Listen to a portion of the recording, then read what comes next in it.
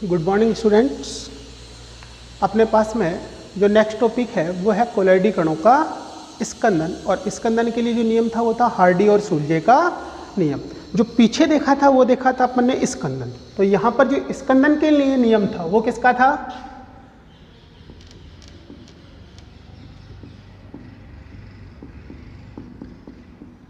कोलॉइडी कणों के स्कंदन के लिए, और स्कंदन के लिए जो नियम दिया था वो किसने दिया था? हार्डी व सुलजे नियम। देखो इन दोनों वैज्ञानिकों ने क्या कहा था, ये इंपॉर्टेंट टॉपिक है, ये आपको ध्यान रखना है। तो कोलॉइडी कणों के स्कंदन के लिए हार्डी व सुलजे नियम। तो कोलॉइडी कण स्कंदित हो रहे थे और अवक्षेप का निर्माण कर रहे थे, या यूँ कह रहे थे कि कोलॉइडी विलयन का जो स्कंदन होता है वो किसकी उपस्थिति में हो रहा था? वैद्युत अपघट्य की उपस्थिति में। और उसके लिए जो नियम दिया था वो किसने दिया था? हार्डी व सुलजे ने। इन्होंने क्या कहा था, जो कोलॉइडी विलयन है, कोलॉइडी विलयन, इसके स्कंदन के लिए आवश्यक जो वैद्युत अपघट्य है इसकी मात्रा, और इसकी जो मात्रा होगी वो वैद्युत अपघट्य के विपरीत आवेशित आयन की संयोजकता पर निर्भर करती है। तो एक संबंध दिया था कि कोलॉइडी जो विलयन है उसके स्कंदन के लिए जो वैद्युत अपघट्य चाहिए उसकी मात्रा किस पर निर्भर करती है, और उसको किससे संबंधित किया था इसने? वैद्युत अपघट्य का जो विपरीत आवेशित आयन है उसकी संयोजकता से संबंधित किया था। तो देखो थ्योरेटिकल पोर्शन में यदि आपको डेफिनेशन लिखनी है हार्डी और सुलजे नियम, तो आपको सीधा क्या लिखना है? इस नियम के अनुसार किसी भी कोलॉइडी विलयन के स्कंदन के लिए आवश्यक वैद्युत अपघट्य की मात्रा वैद्युत अपघट्य के विपरीत आवेशित आयन की संयोजकता पर निर्भर करती है। तो जैसे जैसे संयोजकता बढ़ती है, क्या कह सकते हैं? विपरीत आवेशित आयन की जो संयोजकता होती है इज प्रोपोर्शनल टू स्कंदन क्षमता, अर्थात वैद्युत अपघट्य के विपरीत आवेशित आयन की संयोजकता बढ़ने के साथ साथ उसकी स्कंदन क्षमता भी बढ़ती है। तो यदि आपके पास में क्या है, जो कोलॉइडी विलयन है वो धनावेशित है, तो उसको स्कंदित करने वाला जो आयन होगा वो कैसा होगा? ऋणावेशित। ऐसे यदि कोलॉइडी विलयन ऋणावेशित है तो इसको स्कंदित करने वाला आयन कैसा होगा? धनावेशित। तो क्या कह सकते हैं कि यदि अपने पास में कोलॉइडी विलयन है धनावेशित, तो धनावेशित जो कोलॉइडी विलयन है उसको स्कंदित करने वाले ऋण आयनों की स्कंदन क्षमता तो सबसे अधिक किसकी होगी? FeCN6 होल -4, जो कि एक कॉम्प्लेक्स आयन होता है। तो कई बार क्वेश्चन पूछता है इस क्रम का, और वो क्या पूछता है? धनावेशित कोलॉइडी विलयन को स्कंदित करने वाले आयनों की स्कंदन क्षमता के घटते हुए क्रम में व्यवस्थित कीजिए। तो सबसे अधिक किसकी होगी? इस आयन की होगी। इससे कम किसकी होगी? PO4 3 नेगेटिव, SO4 2 नेगेटिव और Cl नेगेटिव। तो देखो क्या कह सकते हैं इसके अनुसार कि यदि धनावेशित कोलॉइडी विलयन है तो इसको स्कंदित करने वाला जो वैद्युत अपघट्य है उसके जो ऋण आयन है उसकी संयोजकता जैसे जैसे बढ़ रही है वैसे उनकी स्कंदन क्षमता भी बढ़ती है। तो ये हो जाएगा उनकी स्कंदन क्षमता का, इधर से इधर देखेंगे तो बढ़ता हुआ क्रम है और इधर से इधर देखेंगे तो घटता हुआ क्रम है। ऐसे ही क्वेश्चन पूछ सकता है, ऋणावेशित यदि कोलॉइडी विलयन है तो इसको स्कंदित करने वाले आयनों की स्कंदन क्षमता का घटता हुआ क्रम। तो देखो सबसे अधिक कौन हो, किसकी स्कंदन क्षमता होगी? जिस आयन की संयोजकता सबसे अधिक होगी। इससे कम किसकी लिख सकते हैं? Al+3। इससे कम किसकी लिख सकते हैं? Ba+2। इससे कम किसकी लिख सकते हैं? Na+। देखो मैंने ये जो क्रम लिखा है ये राजस्थान बोर्ड का है, आपको ध्यान ये रखना है इनमें कोई सा भी आयन चेंज कर दे तो आपको ये ध्यान रखना है कि स्कंदन क्षमता होगी वो संयोजकता के साथ साथ बढ़ेगी। जिसकी संयोजकता जितनी अधिक है उसकी स्कंदन क्षमता भी उतनी ही अधिक होती है, और इसे ही कहा जाता है हार्डी व सुलजे नियम। तो हार्डी और सुलजे नियम क्वेश्चन बार बार पूछा जाता है। हार्डी व सुलजे नियम को उदाहरण सहित स्पष्ट कीजिए। तो आपको लिखना क्या है? किसी कोलॉइडी विलयन की निश्चित मात्रा को स्कंदित करने वाले वैद्युत अपघट्य की मात्रा वैद्युत अपघट्य के विपरीत आवेशित आयन की संयोजकता पर निर्भर करती है। इसे हार्डी व सुलजे नियम कहते हैं। इसके अनुसार यदि विपरीत आवेशित आयन की संयोजकता बढ़ती है तो उसकी स्कंदन क्षमता भी बढ़ती है। फिर एग्जाम्पल आपको क्या देना है कि जैसे धनावेशित कोलोइड विलयन है तो उसको स्कंदित करने वाला जो ऋणायन है उसकी स्कंदन क्षमता का घटता हुआ क्रम ये होगा। इसी प्रकार से ऋणावेशित जो कोलोइड विलयन है उसको स्कंदित करने वाले जो धनायन है उनकी स्कंदन क्षमता का घटता हुआ क्रम निम्न होता है। तो ये होता है अपने पास में स्कंदन के लिए हार्डी और सुलजे का नियम। इसके बाद में अपने पास में पॉइंट आता है, वो आता है रक्षी कोलोइड। रक्षी कोलोइड। अब विद्यार्थियों एक चीज देखिए, रक्षी कोलोइड, तो अपन ने कोलोइडी विलयन थे उसमें दो प्रकार के कोलोइडी विलयन देखे थे, एक द्रव स्नेही और एक द्रव विरोधी। दो कोलोइड थे, एक तो था द्रव स्नेही कोलोइडी विलयन या द्रव स्नेही कोलोइड, दूसरा कैसा था, द्रव विरोधी। तो ये दो कोलोइडी थे, द्रव स्नेही को द्रव रागी भी कह रहे थे और द्रव विरोधी को द्रव विरागी भी कह रहे थे। तो ये इनके दूसरे नाम थे। अपन ने पहले क्या देखा है कि जो द्रव स्नेही कोलोइड होते हैं वो क्या होते हैं, स्थायी। तो द्रव स्नेही कोलोइडी विलयन स्थायी होता है और सरलता से उसका स्कंदन नहीं होता है। जबकि क्या देखा था कि द्रव विरोधी जो कोलोइडी विलयन होता है वो अस्थायी होता है और सरलता से स्कंदित हो जाता है। तो यहाँ पर क्या होता है कि द्रव विरोधी कोलोइड जो होता है इसके स्कंदन को रोकने के लिए इसमें द्रव स्नेही कोलोइड मिलाया जाता है जो द्रव विरोधी कोलोइड के स्कंदन को रोकता है। तो किसी द्रव विरोधी कोलोइड के स्कंदन को रोकने के लिए उसमें द्रव स्नेही कोलोइड विलयन मिलाया जाता है और वो द्रव स्नेही कोलोइड विलयन उसका रक्षक कोलोइड कहलाता है। तो यहाँ पर जो द्रव स्नेही होगा या द्रव रागी कोलोइड विलयन होगा वो क्या होगा, रक्षक कोलोइड। तो द्रव स्नेही जो कोलोइड विलयन होते हैं वो द्रव विरोधी कोलोइड विलयनों के लिए रक्षक कोलोइड का कार्य करते हैं। इनकी रक्षा कैसे करते हैं ये, जैसे द्रव विरोधी कोई भी कोलोइड विलयन है अपने पास में, मान लो आर्सेनिक सल्फाइड ही है, ठीक है, तो जो द्रव स्नेही कोलोइड विलयन था ये इसके ऊपर क्या बना लेगा, एक रक्षक परत, एक रक्षक परत का निर्माण कर लेगा। कौन, कोई भी द्रव स्नेही कोलोइडी विलयन। जैसे मान लो जिलेटिन मिला दिया इसमें, जिलेटिन कैसा होता है, द्रव स्नेही कोलोइडी विलयन होता है। तो द्रव विरोधी कोलोइडी विलयन है उसमें जो परिक्षिप्त प्रावस्था है उसके कणों के ऊपर जो द्रव स्नेही कोलोइडी विलयन होता है, द्रव विरोधी के ऊपर द्रव स्नेही कोलोइडी विलयन एक रक्षक आवरण का निर्माण कर लेता है जिससे ये अणु परस्पर संयुक्त नहीं हो पाते हैं और संयुक्त नहीं हो पाएंगे तो इनका स्कंदन भी नहीं होगा। तो रक्षक कोलोइड वह द्रव स्नेही कोलोइड होता है जो द्रव विरोधी कोलोइड की स्कंदन से रक्षा करता है। रक्षक कोलोइड होता है जैसे जिलेटिन काम में लेते हैं, गोंद काम में लिया जा सकता है, आलू काम में लिया जा सकता है, डेक्स्ट्रीन काम में लिया जा सकता है, ये सारे के सारे रक्षक कोलोइड होते हैं। पीछे मैंने एक क्वेश्चन भी बताया था जैसे आपको एयूसोल है और एजीसोल है, तो एयूसोल के लिए भी अपन रक्षक कोलोइड ले रहे थे और एजीसोल के लिए भी ले रहे थे। एजीसोल में क्या मिलाई जा रही थी, अंडे की जर्दी, और एयूसोल में क्या मिलाया जा रहा था, जिलेटिन।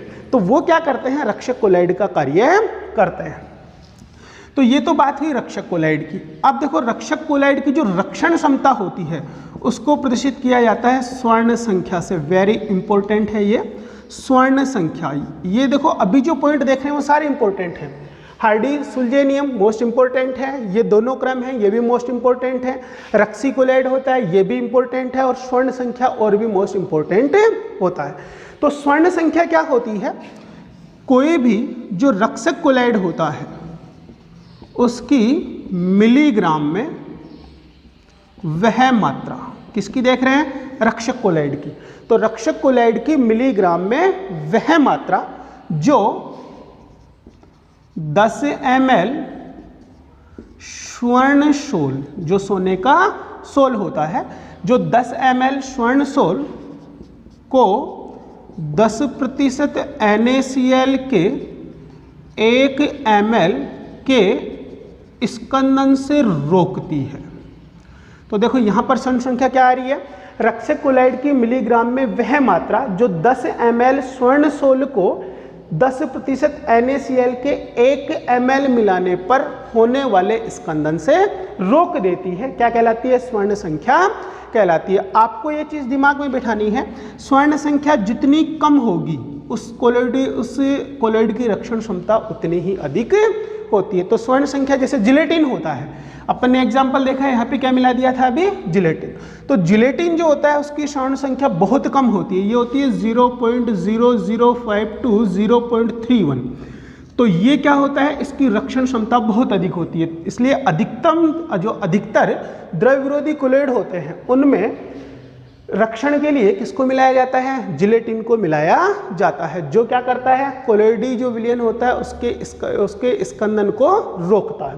तो क्या कह सकते हैं, स्वर्ण संख्या जितनी कम होती है किसी भी द्रव स्नेही कोलॉइडी विलयन के लिए, उसकी रक्षण क्षमता उतनी ही अधिक होती है। अर्थात वो द्रव विरोधी कोलॉइड जो होता है उसके स्कंदन को रोक देता है। जैसे जिलेटिन की क्या है, स्वर्ण संख्या बहुत कम है और बहुत कम होने के कारण इसकी स्कंदन क्षमता क्या होगी, रक्षण क्षमता क्या होगी, बहुत अधिक होती है। ऐसे ही बात करते हैं आलू की, तो 20.0 से लेकर 25.0 तक होती है, जो कि बहुत अधिक है। और बहुत अधिक होने के कारण जो आलू होता है वो अच्छा रक्षक कोलॉइड नहीं होता है, यह इसकी रक्षण क्षमता क्या होती है? कम होती है। तो ये था अपने पास में जो कोलॉइड्स का रिमेनिंग पार्ट था वो क्या बच गया था? एक तो रक्षी कोलॉइड क्या था, स्वर्ण संख्या क्या होती है, इसके अलावा स्वर्ण संख्या में जो रक्षक कोलॉइड है उसके एग्जाम्पल आपको ध्यान रखने हैं, हार्डी और सुल्जेनियम है। और ये क्या होता है, जो आयन है वैद्युत अपघट्य की, उनकी स्कंदन क्षमता का क्रम होती है। तो ये पार्ट बहुत ज़्यादा इंपॉर्टेंट है। अब नेक्स्ट जो आता है अपने पास में वो आता है इमल्सन या फिर पायस। देखो पहले एग्जाम्पल आपको दे रखा है, डेफिनेशन भी दे रखी है। पायस एक नाम और होता है इनका, क्या कहते हैं इनको? इमल्सन। तो ऐसे कोलॉइडी विलयन जिसमें परिक्षिप्त प्रावस्था और साथ में परिक्षेपण माध्यम दोनों द्रव अवस्था में होते हैं, इमल्सन या पायस कहलाते हैं। तो वे कोलॉइडी विलयन जिनमें परिक्षिप्त प्रावस्था और परिक्षेपण माध्यम दोनों द्रव अवस्था में होते हैं पायस या इमल्सन कहलाते हैं। अब देखो पायस या इमल्सन जो होता है इनके यदि प्रकार देखते हैं तो ये भी दो प्रकार के होते हैं, W/O और O/W। देखो नीचे जो होगी ये हमेशा क्या होगा, परिक्षेपण माध्यम होगा, और ऊपर जो लिखा है वो क्या होगी, परिक्षिप्त प्रावस्था। अब इसका नाम है W/O। इसको क्या लिखाएंगे, W का मतलब वाटर तो जल, O का मतलब ऑयल तो तेल। क्या कहा जा सकता है इसको, जल तेल पायस। ऐसे इसको क्या कहेंगे, तेल जल, तो इसको क्या कहा जाएगा, तेल जल पायस कहा जाएगा।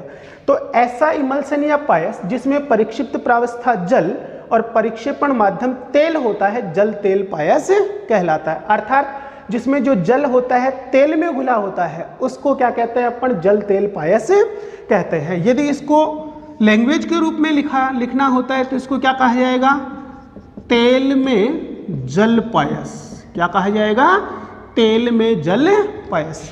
यदि प्रदर्शित करना है तो पहले परिक्षिप्त प्रावस्था फिर परिक्षेपण माध्यम को लिख रहे हैं, लेकिन लैंग्वेज के रूप में लिखा जाता है तो पहले परिक्षेपण माध्यम और फिर परिक्षिप्त प्रावस्था को लिखा जाता है। तो फर्स्ट प्रकार की बात करते हैं, W/O या जल तेल पायस। इसे दूसरे नाम से क्या कह सकते हैं, तेल में जल पायस। तो आपको डेफिनेशन क्या लिखनी है, वह कोलॉइडी विलयन जिसमें तेल में जल घुला रहता है, या यूं कह सकते हैं वह कोलॉइडी विलयन जिसमें परिक्षेपण माध्यम जल और परिक्षिप्त प्रावस्था तेल होता है, तेल में जल पायस कहलाता है। इसके एग्जाम्पल देख सकते हैं, जैसे मक्खन है, तेल में जल की बात कर रहे हैं तो क्या आएगा, मक्खन। इसके अलावा क्रोड लीवर ऑयल, कोल्ड क्रीम जो होती हैं ये किसका उदाहरण होती हैं, जल तेल या तेल में जल पायस का उदाहरण होती है। इसका जस्ट रिवर्स है O/W या तेल जल पायस। तो इसका जो नाम देना होगा वो क्या लिखोगे आप लोग। अब इसमें परिक्षेपण माध्यम क्या है अपने पास में, जल, तो जल में तेल पायस, इस प्रकार से लिखा जाएगा। अब इसकी डेफिनेशन देनी है तो वह कोलॉइडी विलयन जिसमें परिक्षिप्त प्रावस्था तेल और परिक्षेपण माध्यम जल होता है, O/W या जल में तेल पायस कहलाता है। इसका एग्जाम्पल देख सकते हैं अपन, जैसे दूध होता है तो दूध में क्या होता है, जल में क्या घुला रहता है, तेल, मतलब बहुत अधिक कम मात्रा में वसा इसमें घुली हुई रहती है। इसके अलावा वेनिसिंग क्रीम जो होती है, वेनिसिंग क्रीम, ये भी किसका उदाहरण होती है, तेल जल पायस का उदाहरण होती है। तो आप लोगों को जो ध्यान रखना है, पायस या इमल्सन किसे कहते हैं और कितने प्रकार के होते हैं, ये भी क्वेश्चन बार बार पूछा गया है। पायस को उदाहरण सहित स्पष्ट कीजिए, पायस कितने प्रकार के होते हैं, या फिर पूछ सकता है जल तेल पायस या तेल जल पायस को उदाहरण सहित स्पष्ट कीजिए। तो इस प्रकार से इस पॉइंट में से क्वेश्चन पूछे जाते हैं। अब आता है पायस की पहचान। अपने को पहचान करनी है कि ये जो पायस है वो जल तेल पायस है या तेल जल पायस है। तो दिमाग में एक चीज आपको बैठानी है कि परिक्षिप्त प्रावस्था और परिक्षेपण माध्यम दोनों में उल्टे सीधे हैं। तो देखिए, यदि अपने पास में दो घटक थे इसके, परिक्षिप्त प्रावस्था विलय के अकॉर्डिंग था और दूसरा क्या था, परिक्षेपण माध्यम, ये किसके अकॉर्डिंग था, विलय के अकॉर्डिंग था। अब पायस दो प्रकार के थे, परिक्षिप्त प्रावस्था क्या हो सकती है, वाटर, और परिक्षेपण माध्यम क्या हो सकता है, ऑयल। दूसरा क्या देखा था, परिक्षिप्त प्रावस्था क्या हो सकती है, ऑयल, और परिक्षेपण माध्यम क्या हो सकता है, वाटर। अब इनकी पहचान करनी है कि जो पायस है वो जल तेल पायस है या तेल जल पायस है। तो सबसे पहली विधि आती है इसकी सूचक विधि। सूचक विधि, देखो इसमें किसको काम में लेते हैं, सूचक काम में लेते हैं, जिसे जैसे सूडान थर्ड है, फ्यूसिन है, ये सूचक होते हैं। और ये सूचक किसमें विलयशील होते हैं, तेल में। सूचक किसमें विलयशील होते हैं, तेल में। तो यदि अपने पास में जो पायस है उनमें से इन दोनों सूचक में से कोई सूचक मिलाने पर जो पायस होता है उसका रंग गहरा हो जाता है, तो उस स्थिति में वो पायस कौन सा होगा, अपने पास में वाटर ऑयल पायस। कारण सुनना है इसका, जो ये सूचक होते हैं ये तेल में विलयशील होंगे। तो तेल किसके रूप में हो, यदि परिक्षेपण माध्यम के रूप में, तो सूचक सरलता से विलय हो जाएंगे क्योंकि उसकी मात्रा अधिक है। तो यदि पायस में सूडान थर्ड या फ्यूसिन रंजक को मिलाया जाता है जिससे पायस का रंग गहरा हो जाता है, तो पायस कौन सा होगा, जल तेल पायस। लेकिन क्या हो, यदि विलयन का रंग गहरा नहीं हो तो पायस कौन सा होगा, तेल जल पायस। दिमाग में इसको बिठाना है आपको कि ये विलयशील किस में होते हैं, तेल में। तो जहां पे परिक्षेपण माध्यम तेल है वहां पे ये रंग देगा, वरना रंग नहीं देगा। दूसरा आता है तनुता विधि। देखो तनुता विधि जो होती है एक सिंपल प्रोसेस होता है। इसके लिए क्या करते हैं, पायस को एक कांच की स्लिट पर लेते हैं और उसमें पानी की 2 बूंद डालते हैं और 2 बूंद डाल के उसको मिलाते हैं। यदि समांगी मिश्रण बनता है, क्या बनता है, समांगी मिश्रण। क्या मिलाने पर, जल मिलाने पर। तो जल मिलाने पर समांगी मिश्रण कब बनेगा, जब परिक्षेपण माध्यम क्या हो, जल। किसकी मात्रा अधिक होनी चाहिए, जल की। तो जैसे ही अपन ने स्लिट पे 2 बूंद पायस की ली और उस पे जल की 2 बूंद डाल के अंगुले से मिलाया तो समांगी मिश्रण बन गया। तो उस स्थिति में जो पायस होगा वो कौन सा होगा, तेल जल पायस होगा। क्यों, क्योंकि जल में क्या होता है, जल आसानी से समांगी मिश्रण का निर्माण कर लेता है। यदि समांगी मिश्रण नहीं बनता है तो फिर कौन सा होगा अपने पास में, जल तेल पायस होगा। थर्ड आता है चालकता विधि। देखो चालकता विधि में क्या होता है, चालकता देखते हैं, पायस की चालकता मापते हैं। तो जो पायस है उसकी चालकता यदि अधिक है तो क्या होना चाहिए, उसमें जल अधिक होना चाहिए। तो पायस कौन सा होगा, तेल जल पायस। और यदि चालकता कम है तो पायस कौन सा होगा, जल तेल पायस होगा। तो इन 3 विधियों के द्वारा क्या की जाती है, पायस की पहचान की जाती है। पहली थी सूचक विधि, दूसरी थी तनुता विधि और तीसरी थी चालकता विधि। एक आपको एक चीज और ध्यान रखनी है, शांता के द्वारा भी पायस की पहचान की जा सकती है। क्योंकि ज्यादा मात्रा यदि तेल की है तो उस स्थिति में जो विलयन होगा उसकी शांता अधिक होगी, वो सरलता से नहीं बहेगा। तो उस स्थिति में पायस कौन सा होगा अपने पास में, जल तेल पायस होगा। और यदि शांतता कम है तो उस स्थिति में पायस कौन सा होगा, तेल जल पायस होगा। तो ये है अपने पास में इमल्सन या पायस। अब इसके यदि गुण देखते हैं इमल्सन या पायस के। तो देखो ये एक तरह से कोलोइड विलयन है। कोलोइड विलयन है तो ब्राउनियन गति ये प्रदर्शित करेगा, टिंडल प्रभाव ये प्रदर्शित करेगा। इसके अलावा जो कौन सा पायस होता है अपने पास में, तेल जल पायस, उसकी चालकता अधिक होती है। जो जल तेल पायस होता है उसकी शांता अधिक होती है। तो ये इसके कुछ विशिष्ट गुण होते हैं। और यदि इसके उपयोग देखते हैं तो स्वांगीकरण की जो क्रिया होती है, भोजन का जो पाचन होता है, वो एक तरह से इसी का उदाहरण होता है। इसके अलावा जो धातुकर्म की झाग प्लवन विधि होती है वो भी इसी का एग्जाम्पल होता है। जो शोधन की क्रिया होती है, साबुन द्वारा शोधन की क्रिया, वो भी इसी का एग्जाम्पल होता है। तो ये अपना जो पायस पॉइंट है वो यहाँ पर कंप्लीट है। अब अपने पास में जो कोलोइड विलयन है उसके अनुप्रयोग आते हैं, कोलोइड के अनुप्रयोग, और ये इंपॉर्टेंट है, आपको ध्यान रखने हैं अनुप्रयोग कौन कौन से होते हैं। इनमें से कई बार 1 नंबर में क्वेश्चन पूछा जाता है। फर्स्ट आता है अपने पास में अनुप्रयोग में कोलोइडी औषधि। देखो इसमें आपको ध्यान क्या रखना है कि कोलोइडी अवस्था में जो भी औषधियाँ होती हैं उनका स्वांगीकरण और पाचन सरलता से हो जाता है, जिससे वे सरलता से क्या करती है, शरीर में अपना इफेक्ट छोड़ती हैं। तो जो कोलोइडी औषधि होती है ये क्या होता है, कोलोइड का अनुप्रयोग होता है। तो कौन सी अवस्था में काम में लेते हैं औषधियों को, कोलोइडी अवस्था में काम में लेते हैं, जिससे उनका क्या होता है, स्वांगीकरण और पाचन ये दोनों सरलता से हो जाते हैं। इसका एग्जाम्पल देख सकते हैं, जैसे अपने पास में कोलोइडी सल्फर होता है, कोलोइडी सल्फर, इसकी कीटनाशक क्षमता अधिक होती है। ऐसे ही अपन क्या देख सकते हैं, कोलोइडी जो एंटीमनी होता है ये काला अजर जो होता है उसके उपचार में प्रभावी होता है। काला अजर जो रोग होता है उसके उपचार के लिए किसको काम में लिया जाता है, कोलोइडी एंटीमनी को काम में लिया जाता है। ऐसे स्वास्थ्यवर्धक टॉनिक है, उसमें जैसे जिंक है, मैग्नीशियम है, कैल्शियम है, इन सभी धातुओं को कोलोइडी रूप में उपयोग में लिया जाता है, जिससे इनका पाचन और स्वांगीकरण शरीर में सरलता से हो जाता है। तो फर्स्ट जो अनुप्रयोग था वो क्या था अपने पास में, कोलोइडी औषधि।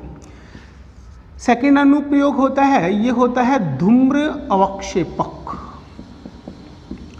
देखो धूम्र अवक्षेपक क्या होता है, एक तरह से एरोसोल होता है, जिसमें क्या होता है, धुआं और धूल के कण जो होते हैं, मतलब धुआं जो होता है उसमें क्या होता है, विलायक के रूप में वायु होती है, और विलय होता है उसमें धूल के कण और कार्बन के कण उपस्थित होते हैं। तो धूम्र अवक्षेपक का जो निर्माण होता है वो भी इस कोलोइड पर ही, कोलोइड क्रिया पर ही निर्भर करता है। इसके लिए अपन क्या करते हैं, एक विशिष्ट व्यवस्था होती है इस प्रकार से, यहाँ से क्या करते हैं, फ्रेश एयर को बाहर निकालते हैं, नीचे से क्या होता है, जो धुआं या कार्बन के कण होते हैं उनको एकत्रित करते हैं, और यहाँ से स्टेक जो होती है, औद्योगिक धंधे से निकलने वाला जो धुआं होता है उसको इसमें प्रवेश करवाते हैं। यहाँ पर क्या है, उच्च विभव अपन जोड़ देते हैं, हाई वोल्टेज।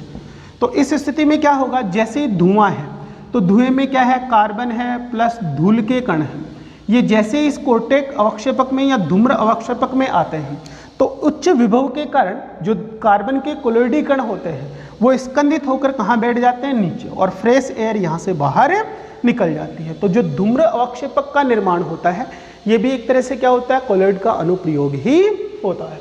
नेक्स्ट बात करते हैं वाहित मल का निष्कासन। देखो जो सीवरेज और गटर लाइन होती है उसमें क्या होता है, वाहित मल होता है, उसके अलावा मैल होता है, इसके अलावा अन्य अशुद्धियाँ उसमें उपस्थित होती है। तो वो क्या होते हैं, एक तरह से जल में ऋणावेशित कोलोइडी कण उपस्थित होते हैं। तो इनको पृथक करने के लिए क्या कर देते हैं, वैद्युत क्षेत्र आरोपित करते हैं। तो वैद्युत क्षेत्र आरोपित करते हैं तो ये जो भी अशुद्धियों के ऋणावेशित कण होते हैं ये एनोड पर जाकर एकत्रित हो जाते हैं, जहाँ से इनको खाद के रूप में प्रयुक्त किया जा सकता है, और जो बाकी शेष जल होता है उसको सिंचाई के रूप में काम में लिया जा सकता है। तो वाहित मल का निष्कासन होता है, ये भी क्या होता है, कोलोइडी तंत्र का अनुप्रयोग ही होता है। नेक्स्ट आता है रबर उद्योग। देखिए रबर उद्योग में क्या करते हैं, रबर का पेड़ होता है, जो रबर का पेड़ होता है उससे रबर का दूध प्राप्त करते हैं। रबर का जो दूध होता है उसमें रबर के ऋणावेशित कोलोइडी कण होते हैं, वो जल में उपस्थित रहते हैं। तो ये जो क्रिया होती है रबर उद्योग, तो इसमें जो दूध मिल रहा था उसे क्या कह रहे हैं अपन, रबर शीर। और रबर शीर में क्या होंगे, रबर के ऋणावेशित कोलोइडी कण जल में उपस्थित रहते हैं।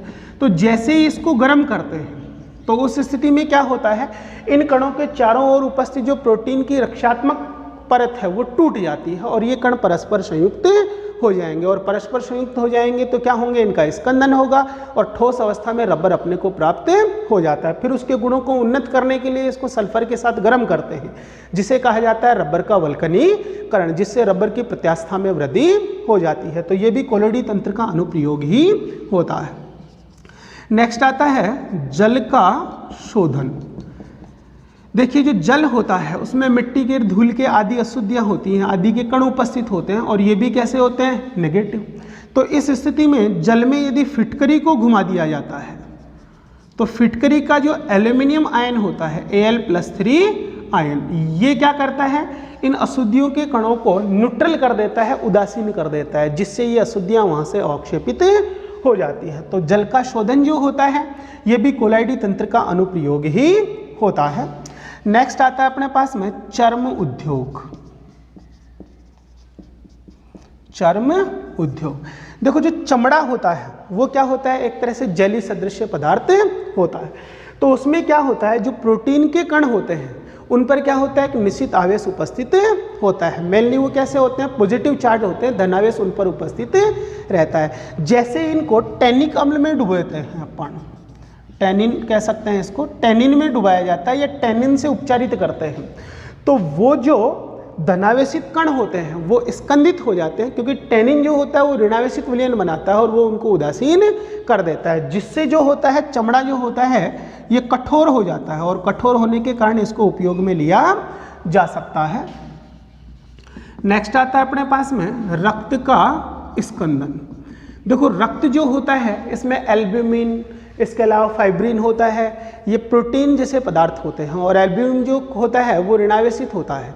तो जैसे इसमें क्या करते हैं, जैसे रक्त बह रहा है तो रक्त के बहने को रोकने के लिए उसमें क्या करते हैं, ऊपर फिटकरी का लेप कर देते हैं। तो फिटकरी के जो धनावेशित कण होते हैं एल्ब्यूमिन के ऋणावेशित कणों को स्कंदित कर देते हैं, जिससे उसके ऊपर एक परत बन जाती है और रक्त का बहना रुक जाता है। नेक्स्ट आता है आकाश का नीला रंग। देखो आकाश, समुद्र वगैरह नीले दिखाई देते हैं, ये पहले भी आप लोगों को कोलोइडी विलयन के जो गुण थे उसमें बता दिया था। कोलोइडी जो कण होते हैं वो प्रकीर्णन करते हैं प्रकाश का। तो क्या होता है, आकाश के नीले रंग का कारण क्या होता है, जो वायु होती है उसमें धूल के कार्बन के कण होते हैं, तो ये नीले रंग के प्रकाश को प्रकीर्णित कर देते हैं, बाकी सारे रंगों के प्रकाश को अवशोषित कर लेते हैं, जिससे आकाश कैसा दिखाई देता है, नीला दिखाई देता है। नेक्स्ट आता है अपने पास में कोलोइडी वर्षा। तो देखो कोलोइडी वर्षा जो होती है ये भी क्या होती है, जो अपने पास में बादल होते हैं उसमें क्या होता है, वायु में जल की छोटी छोटी बूंदें उपस्थित रहती है। जैसे ये ठंडे प्रदेशों में जाती है तो जल के ये जो ठंडे कण होते हैं परस्पर संयुक्त होते हैं और बड़ा आकार ग्रहण कर लेते हैं। तो बड़ा आकार जैसे ही ग्रहण करेंगे तो उस स्थिति में गुरुत्वाकर्षण के कारण ये कहाँ पे गिरते हैं, पृथ्वी धरातल पर गिरते हैं, जिससे कोलोइडी वर्षा होती है।